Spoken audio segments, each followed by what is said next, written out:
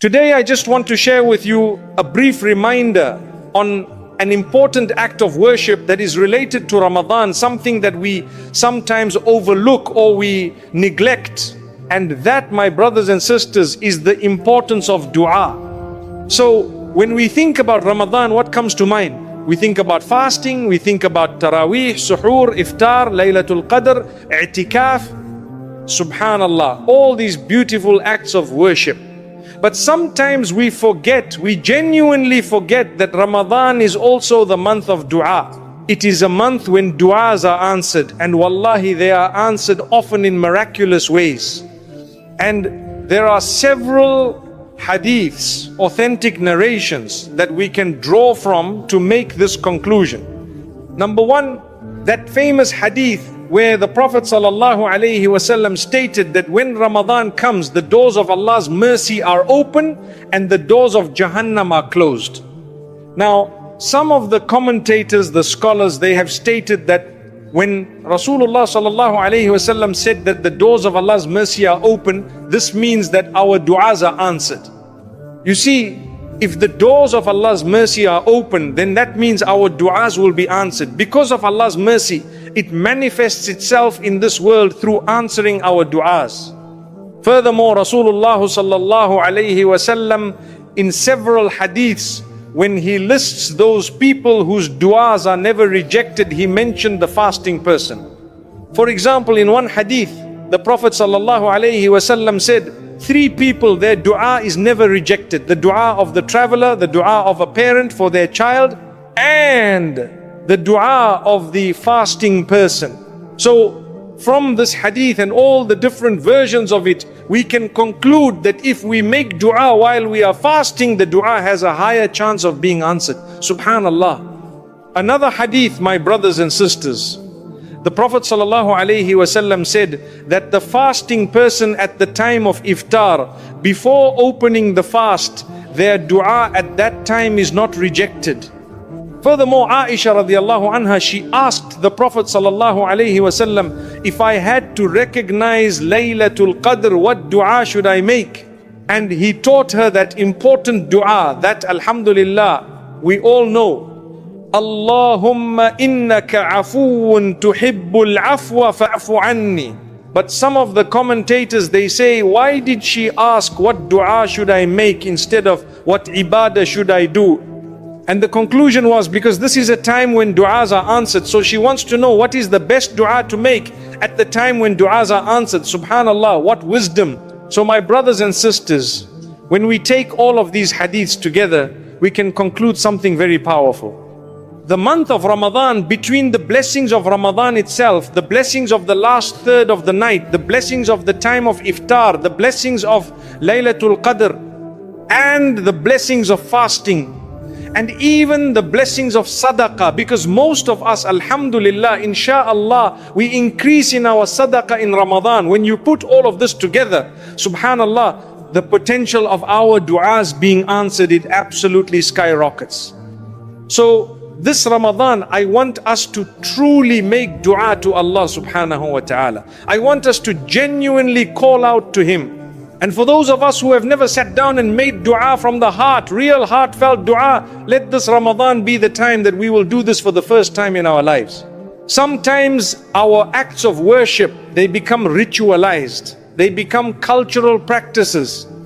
And for some people, unfortunately, dua becomes nothing more than raising your hands while the Imam says something in Arabic that you do not understand, and you're dreaming, you're distracted, and you just say Ameen, and you think that that's all there is to dua, that's it, you're done. But no, my beloved brothers and sisters, dua is a direct line of communication between you and your Creator. Dua is a potential for changing your destination. It is your direct means of asking Allah for miracles, for asking Allah subhanahu wa ta'ala to open the doors to that to which the doors seem completely shut. And my brothers and sisters, dua can be made in any language that you speak, any language that you understand. When you are sitting at the time of iftar, waiting to open your fast, you can make dua in any language. When you are awake at the time of suhoor, waiting to eat the suhoor meal, you can make dua in any language. while you are fasting during the day, and you see you've got some time when you want to do extra ibadah, you can make dua in any language that you speak. And wallahi, I really want us all this Ramadan to increase in our dua, heartfelt, sincere dua in our own languages. We communicate directly to Allah subhanahu wa ta'ala. We complain only to Allah. We ask Allah for exactly what we want and what we need, even if it seems impossible, even if it seems like it will require a miracle to happen. But we ask Allah because we know, we truly know that only Allah can give us miracles. Only Allah can give us what we want. Only Allah subhanahu wa ta'ala can change destiny.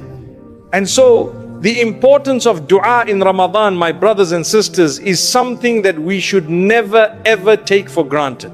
And each of us, we should take some time to think carefully, what do I want to ask Allah for this Ramadan? What are my needs? What are my desires? And if you find it difficult to remember on the spot, if your mind goes blank when you raise your hands, maybe write it down. Make a list of the things you want to ask Allah for. Keep it with you. It can be anything.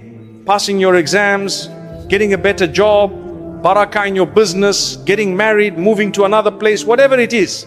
Anything that you feel would benefit you in terms of your deen or your dunya, you can ask Allah for it. And remember this beautiful principle. Allah, when He answers our du'as, He answers in one of three ways. Either He gives us exactly what we want, or He gives us something better than it, or He saves the reward of that dua for the day of judgment when we will need it most. In any case, you are not wasting time by making dua.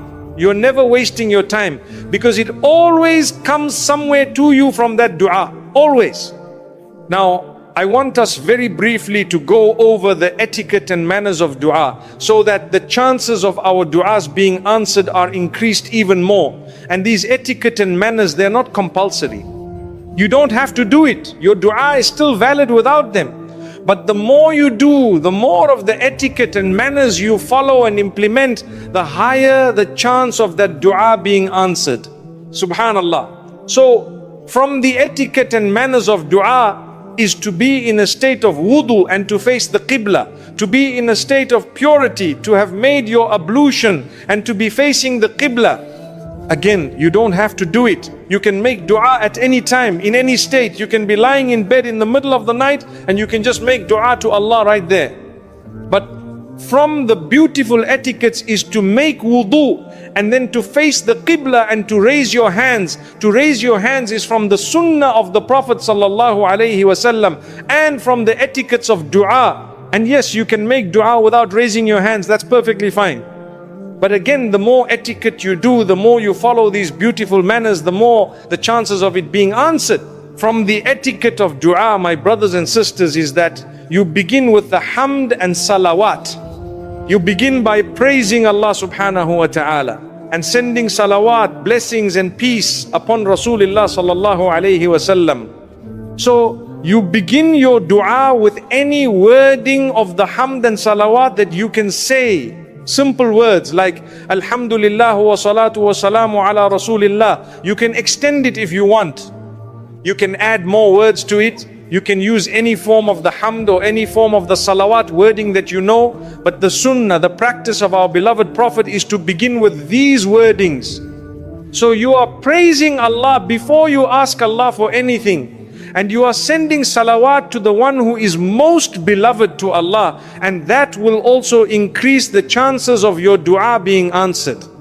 From the etiquettes of dua, the internal etiquettes now, is that you make dua consciously and sincerely. You're not absent-minded. You're not thinking about something else while your lips are moving. No, you are present. You are there with your heart in your dua. You're feeling every word. From the internal etiquettes of dua is that you have full hope and